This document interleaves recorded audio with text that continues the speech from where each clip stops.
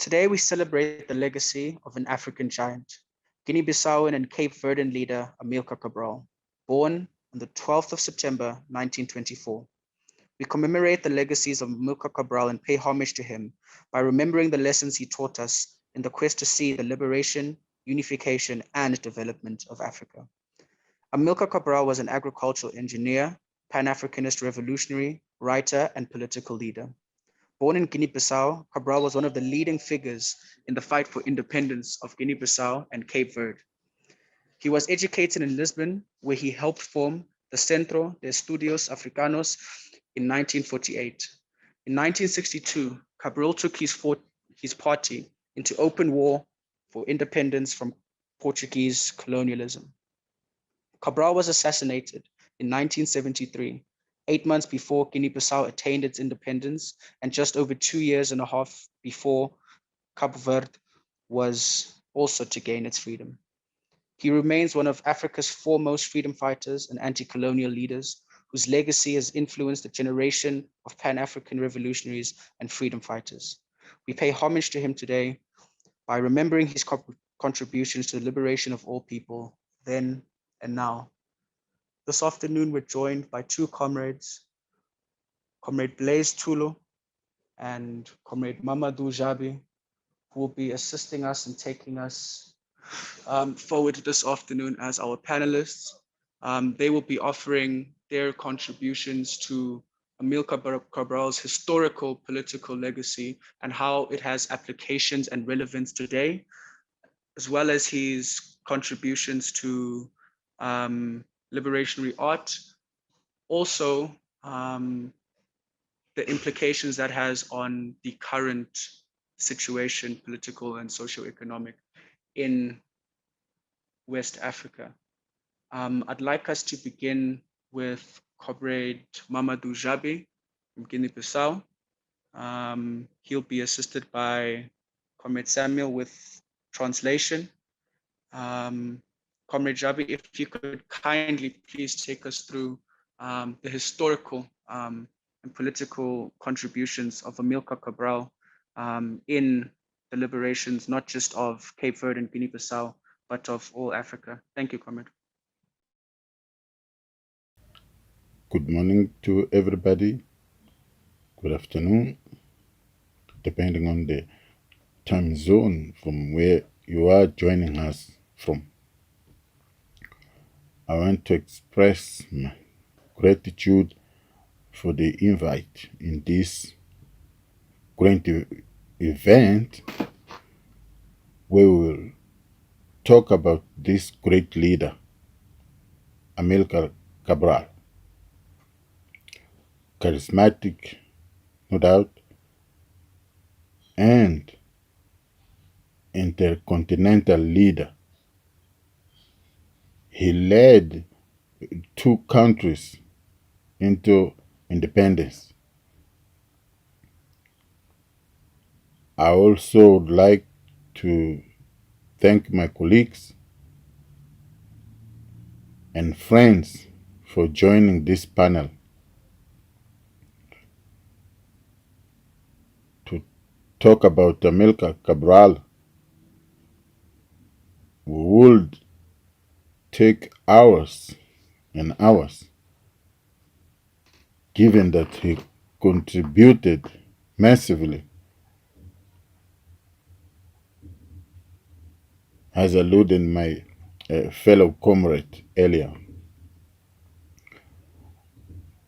Amilcar Cabral was born in Guinea-Bissau on the 20th of September 1924 and was assassinated on the 20th of January 1973.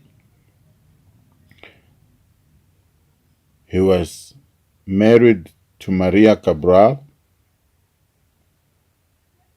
They had children, Juvenil, Antonio Lopes, Quiñaca, and Evra. He was an agricultural engineer by profession. He was then deployed to Guinea, where he knew some colleagues. He then traveled to Portugal. There he met Agostinho Neto, Samora Machel, and there they decided to create an organization, political by nature, through which they would pursue the independence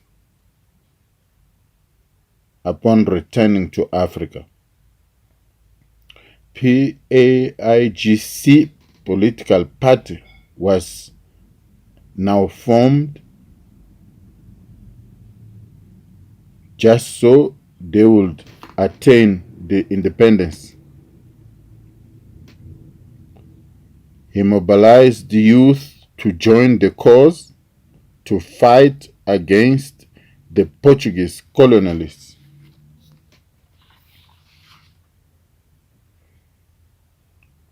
We will conquer our independence in order to run and dictate our own destiny with our brothers, because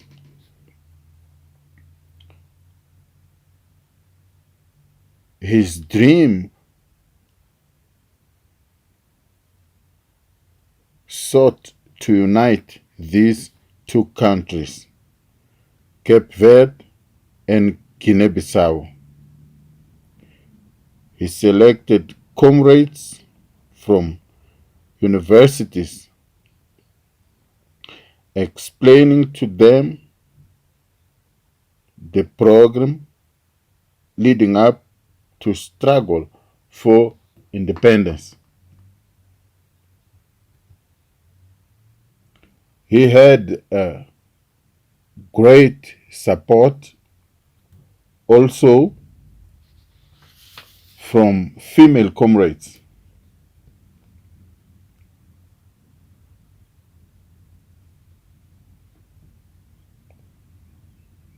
Amongst them, Nyantunge, Aristides, Viakopane, and others. And all of them witnessed the challenges at hand. Then they decided to join the struggle in order to proclaim negotiations, which was hard, peacefully or through armed struggle. The aim was set, which was total independence.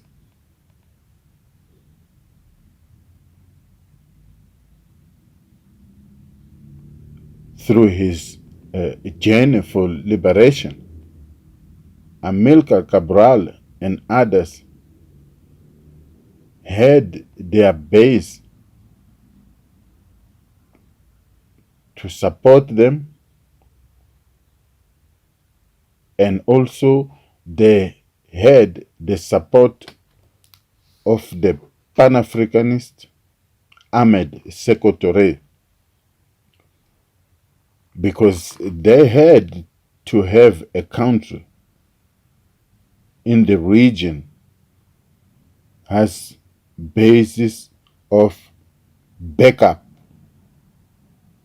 In Guinea, the place Amilcar Cabral was assassinated previously,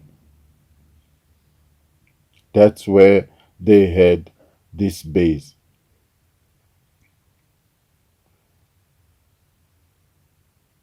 They tried previously Senegal for backup, but the French had total and strict control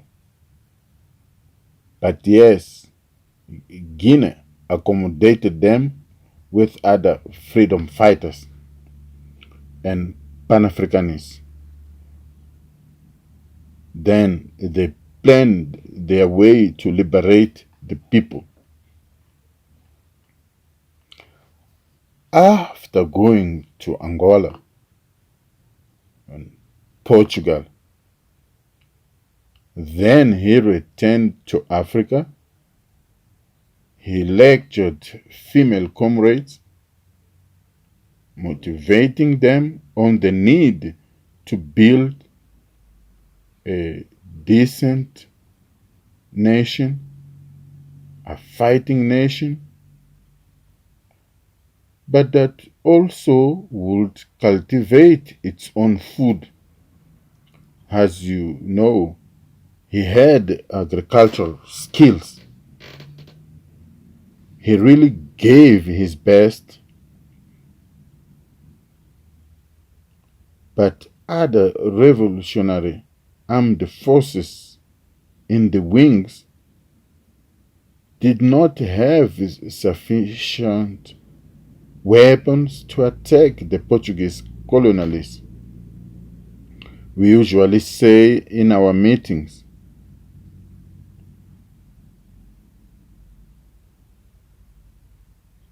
all liberating warriors' struggles are memorable, but Guinea is very historic to this date, to this year 2022.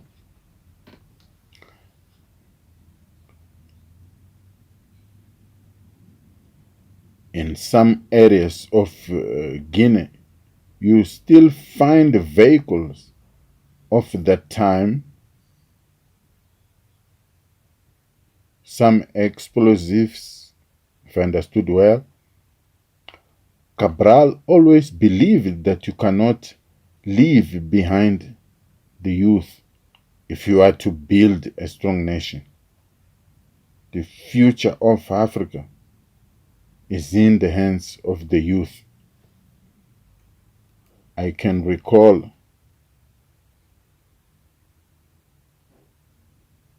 the visit he had in the field where women were working the land, trying to spot the one who produced more, just so he would entrust her some responsibilities. He asked, "Who produced more?" Each said, "It's me, it's me." To say that he was a very engaging leader beyond our imagination. The Guinea he dreamt was a united one. Same applies to Cape Verde.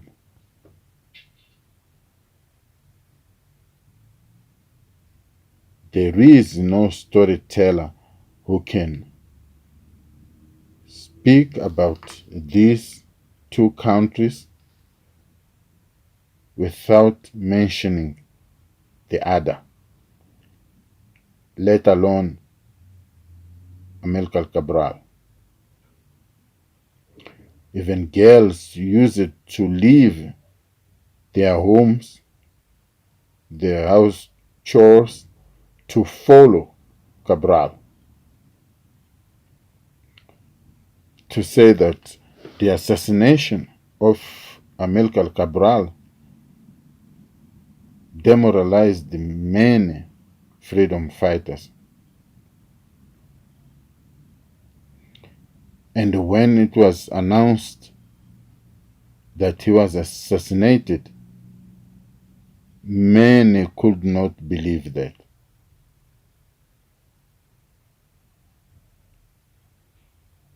I can recall one of his speeches during the celebration of Ghana's independence, and I quote, The colonialist time is over.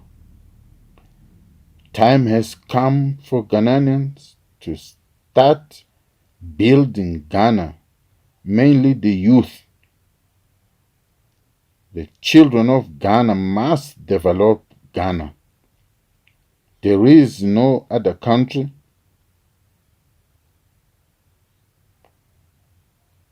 no foreign citizen who will come to develop Ghana.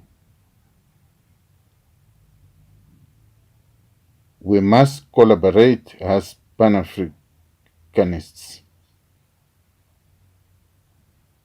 Leaders ought to come together to set a strategic plan, close quote. He had in mind the future of these countries. Unfortunately, to date, nothing reflects what he had in mind. Absolutely nothing. Political parties are divided, allowing imperialists to infiltrate in our politics in order to separate us.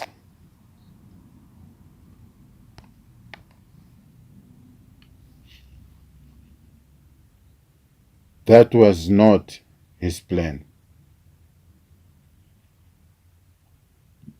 This is a lack of consideration to his ideas. The politician today disregards those who really sacrifice their lives to liberate the masses. I can recall the interview of Pedro Pires, one of our Pan-Africanist young men, the first one in Guinea Bissau to possess diplomatic passport. We made a tour to England and we thought we would be denied entry. We stopped in Algeria, then to London. So he said, that's it. We attained independence. He passed this confidence to the delegation he was leading with diplomatic passports.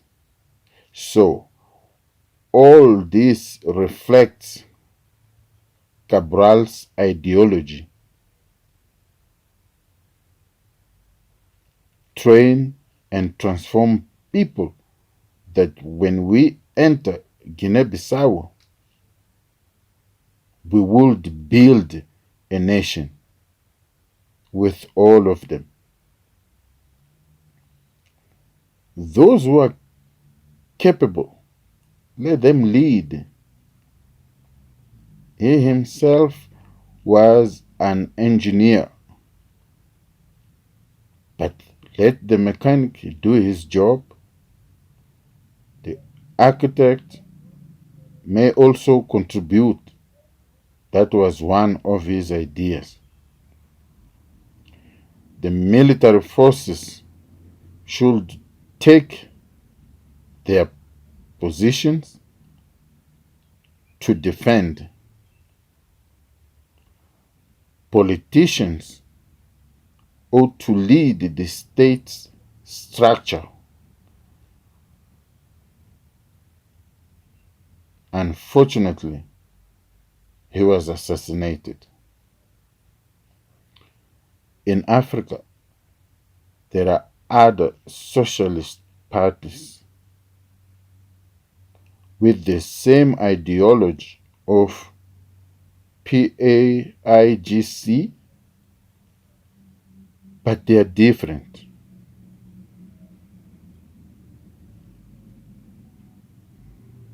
because should PAIGC manage to control the armed force, then there would be unity. Comrade Blaise, as we were following, Comrade Djabi did stress the relationship, the fraternal relationship between Ghana and Guinea-Bissau. If you could please give us a sketch of the situation in West Africa at the minute, and how Cabral's lessons have application today and have had application today. Comrade Djabi closed on his assassination, and why or how rather, have his lessons found utility even after his death? Thank you, Comrade. All right, comrades, thank you very much. It was heartwarming listening to the comrades discuss Cabral. You know, for most people, Cabral was an extremely extraordinary figure.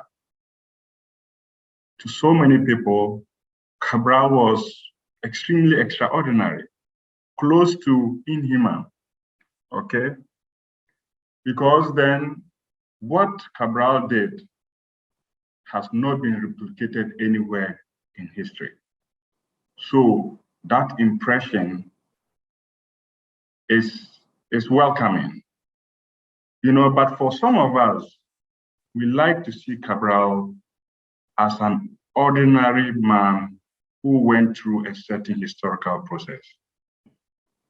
We like to see Cabral in the process of his development as a young man, as a young boy, and what are the conditions that urged him to do what he did. I think these are very critical aspects to look at.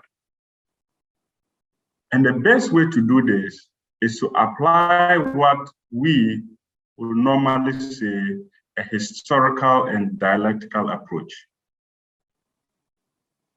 This is important because it allows you to put Cabral as a figure and dissect him and see the little things that contributed to him doing what he did. You know, and I think this is extremely important. What were the conditions that created Cabral? These are very important questions to answer.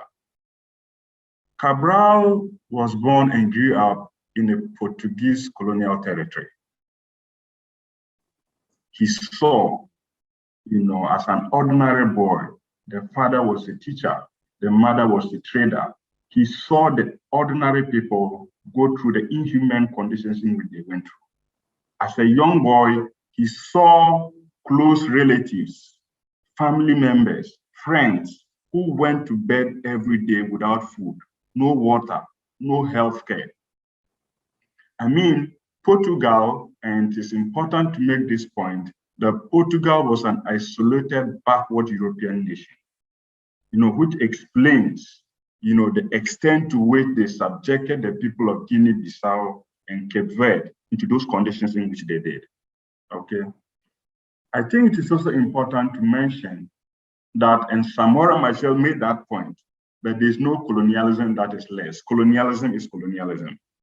But I think in the context of what Portugal did, it is important to explain that it was an extremely isolated backward nation, okay? That saw Guinea-Bissau and Cape Verde as an opportunity to extract resources back into their own country. So for instance, in Cape Verde, it was made up of trafficked enslaved Africans. Majority of them were trafficked enslaved Africans who worked in plantations, subjected to their working conditions were so inhumane. The women that worked in these plantations were sexually abused. And Cabral lived in all those moments. In Guinea-Bissau, there was extreme famine. For example, with a population of 150,000, 180,000 people, 50,000 people died of famine. So these were the material conditions in which Cabral lived. Cabral's father himself was politically conscious. And then until the age of 12, Cabral was homeschooled, okay? So he grew up with a family that raised his consciousness to understand the reality in which he lived. But he was also a brilliant child. And when he received scholarship to go to Portugal, the nation that subjected his people into these material conditions, he saw that as an opportunity to go and learn and come back and liberate his people. I think this is extremely instructive. Cabral knew that his journey to Portugal was not to go and be part of that middle-class elite, but he saw that as an opportunity for him to go and learn, get into political activism, and agitate towards the liberation of his people. This is cardinal. In fact, when he got to Portugal, he never relented political struggle. He joined various activism against the fascist regime in Portugal by then. He was engaged in political activism. He was engaged in a lot of Black consciousness activities towards defeating the fascist regime in Portugal. And while in Portugal, he learned something very critical. In Portugal, he realized that the productive relations, the ownership of the productive relations were in such a way that it was owned by only a few people. So the class nature of the struggle struck him when he got to Portugal. Then he realized that it wasn't about race, it wasn't about ethnicity, but it was about class. And that is also the internationalist dimension of Amilcar Cabral. Okay, so Amilcar Cabral comes back to, Guinea, and engage in an ambitious research to understand the extent of which his people were going through all those inhumane conditions. For me, that's critical. And that's one aspect I want all of us to learn from Cabral in this contemporary time. Study. As an agronomist, he understood that the level of productive forces by then in Guinea Bissau was agrarian. So when he went, that was the field in which he studied. And when he got back to Guinea, he did an ambitious research to understand amount of resources that were generated in Portugal, the level of development of the productive forces, and how much surpluses were generated, and to what extent those surpluses helped alleviate the living conditions of his people. So study was a critical dimension of Amilcar Cabral. The second thing, after all this activism, the journals that they formed, the radio presentations that he did, the ambitious demonstrations that they waged against the Portugal colonial regime, the next thing was to introduce a political instrument that will galvanize the struggles of the people of Guinea Bissau and Cape Verde. So a political instrument was critical. He thought that, yes, now there's a lot of political awakening. He had developed to a stage in which he realized that then now it was possible for them to wage the struggle. And a political instrument was key at that particular stage, which is what led to the formation of the PAIGC. So political instruments and the time in which political instruments are formed is critical in class struggle. The PAIGC was not formed in the spur of the moment. It was historical antecedents, his own study, the research that he had embarked, the activism that he had embarked, then go to a stage in which he realized that forming a political instrument was key, to liberating the harsh conditions in which his people were being subjected to. So the PAIGC was formed as a political instrument that would connect to the masses. And political education at this moment was key.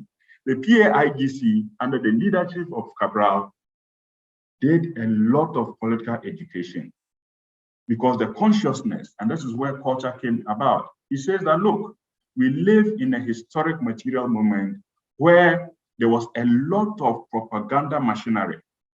He understood that the attack on the Black generalization was important, the battle of ideas.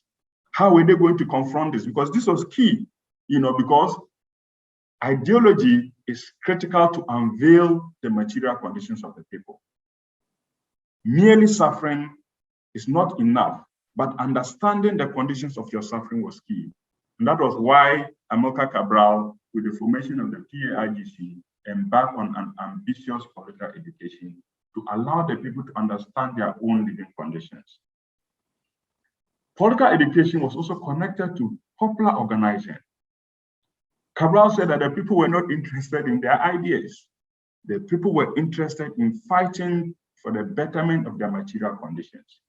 So they made sure that their organizing was connected to the masses. And this is something that we all must learn.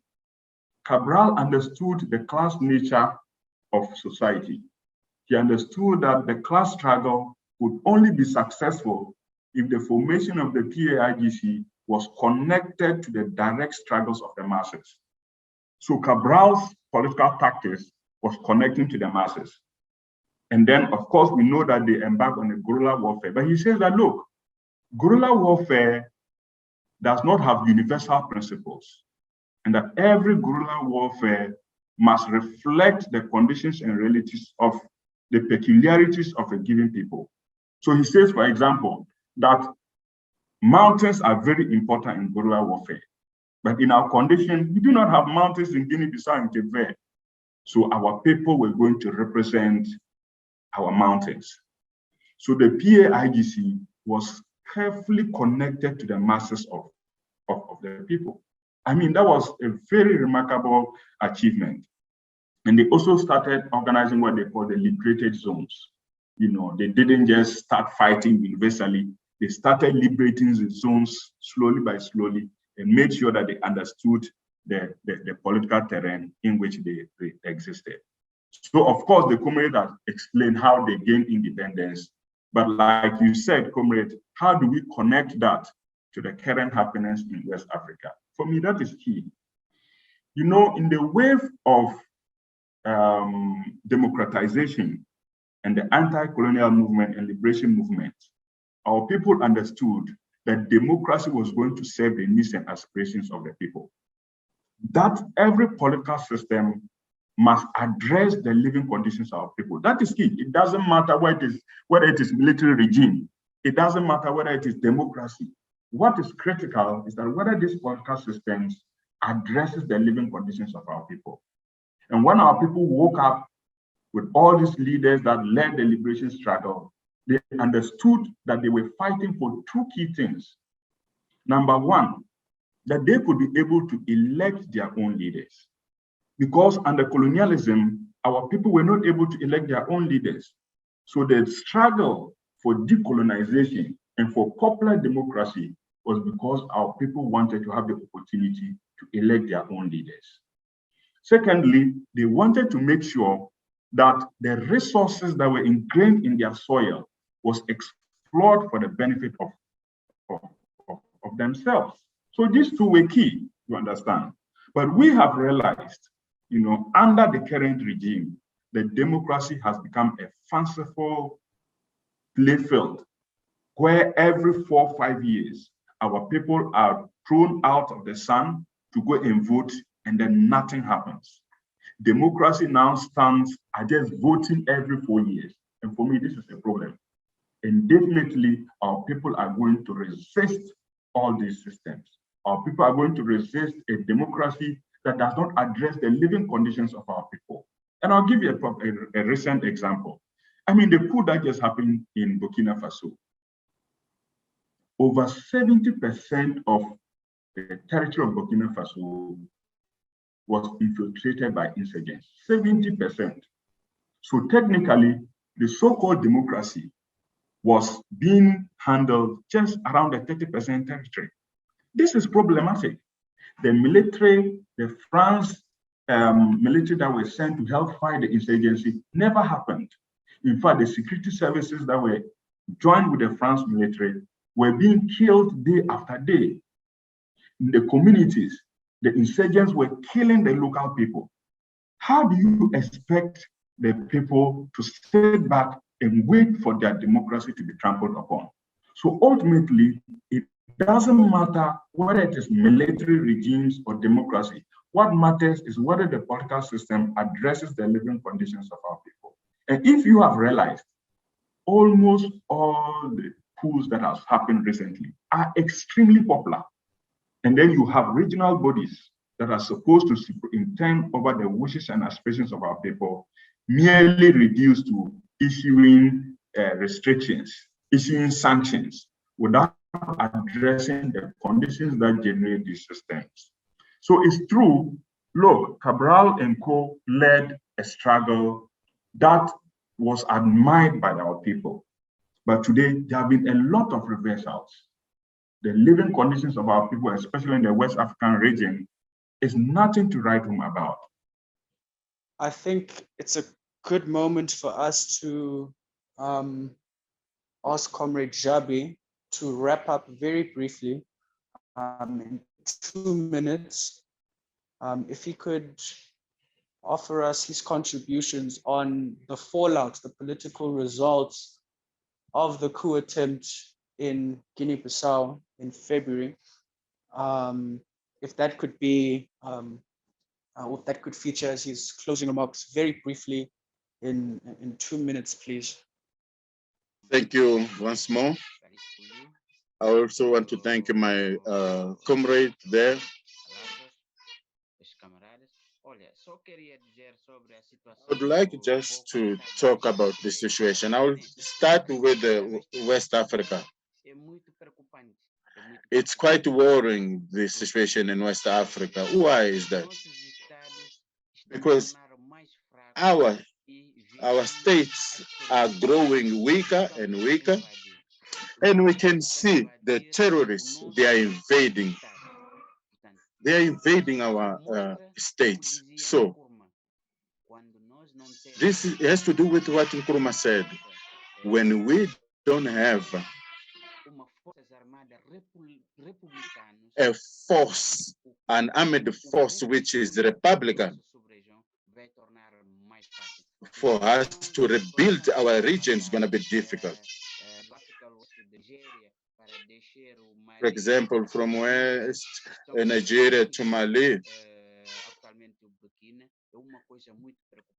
they are also reaching Guinea. They infiltrate the masses. That's what they have been doing all along. So it's frustrating, the case of Libya, and they passed on to Tunisia. At this point in time, they are in West Africa in order to destabilize West Africa. So this is a lack of unity, the lack of unity of the peoples and the states.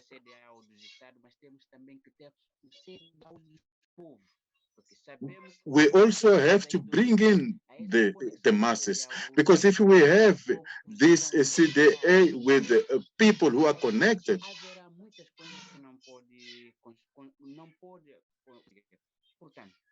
many other things that the terrorists cannot achieve. So regarding Guinea,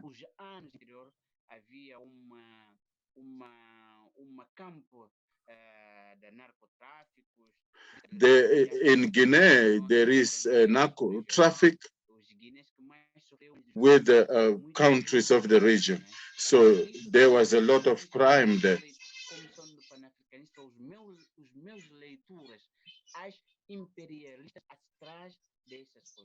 So the imperialists are the ones who are behind this terrorism.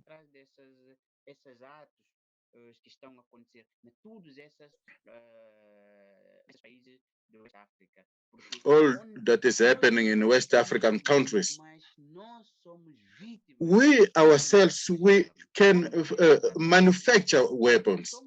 So how did these weapons come? From where? We don't manufacture weapons, rather. So where are these weapons coming from?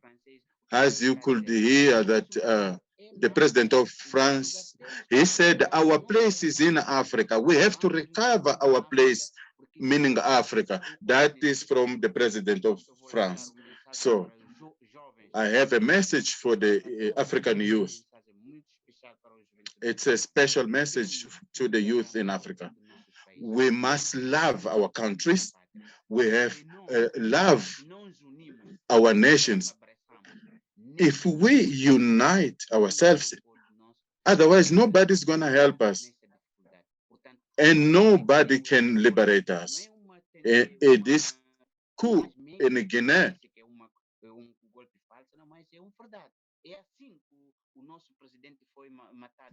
this is how our president was killed.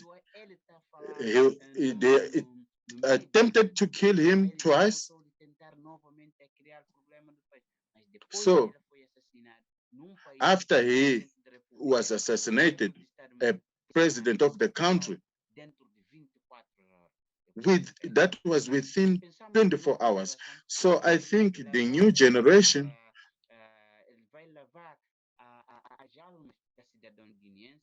they will take the